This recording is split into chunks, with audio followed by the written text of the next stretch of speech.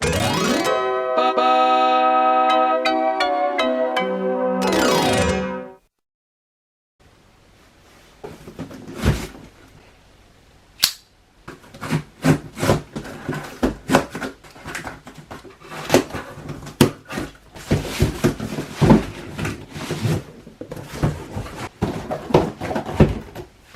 day, everybody. It is Frank the Tank coming at you with bowling video number 15, and we are back with the bowling ball review again. So yeah, I don't need to be all secret about what's in this box. You already know based on the title of the video, so let's just go ahead and see what's inside here.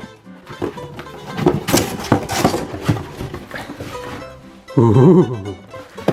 Okay, I thought I could be cool and try to get it out with one hand, but I just couldn't do it, so just go ahead and take the plastic off. And there it is. The Phaze 2. This thing looks so cool. It looks cooler than I thought it did in the photos, you know. It didn't really seem all that appealing to me, but now that I have it right in front of me, holy crap, this is one badass looking ball. So, yeah, pretty straightforward. Red and blue. Storm logo in its neon yellowish color, just like the High Road, which I do like. And don't mind that stuff. I don't know what that is. I'll clean that afterward. But yeah, that's what the ball is. And it's, I believe the fragrance is like red velvet cake or something like that. Yeah, red velvet cake. It smells really, really good. It smells like vanilla cake or something like that. But yeah, that's the fragrance. And for those of you who are wondering, that is the top and the pin that I have for this ball. 2.71 and 3 by 3.5, I think. I hope I didn't just butcher that. 15 pounds, as usual. And so, yeah, so there you go. My mission today is to find out what is it really that makes this ball so good. Good enough to the point where it finds its way into every Storm bowler's bag. So that's what we're going to do today. Let's go. Okay, everybody. Don't know if you can hear me, but it's done. Check it out. Had the neon yellow grips that I once had in my 13-pound High Road inserted into here. I went for the traditional Belmo layout in case, I think this is what it is. Pin above the bridge with the CG a little bit off to the right. And then the one difference is that I don't have a balance hole, I think as they call it, you know. I don't have one of those drilled into here. Usually that's what he does, pin above the bridge, the CG kicked over with the thumb hole also about an inch to the right, but I don't have that because I don't want it and I don't like it. And besides, it's going to be illegal next year, even though I don't bowl competitively, but whatever. Let's do this.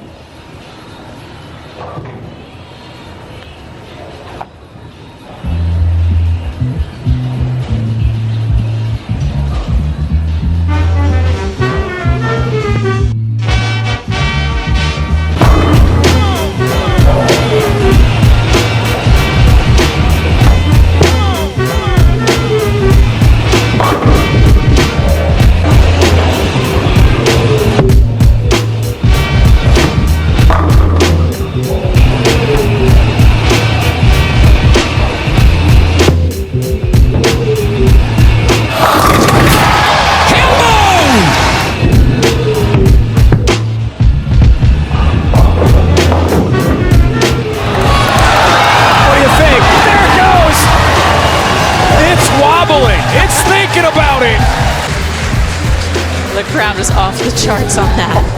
Wow. Amazing. That was incredible. Thank goodness for a slow rack. Just a little. Just perfect. So much pin action right there.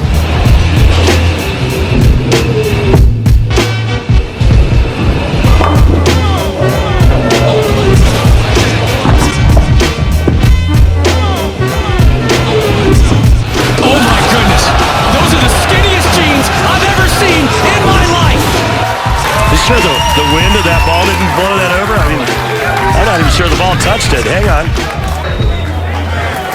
Are you kidding me? That's good, clean living. When you're having a good season, you're having a good season.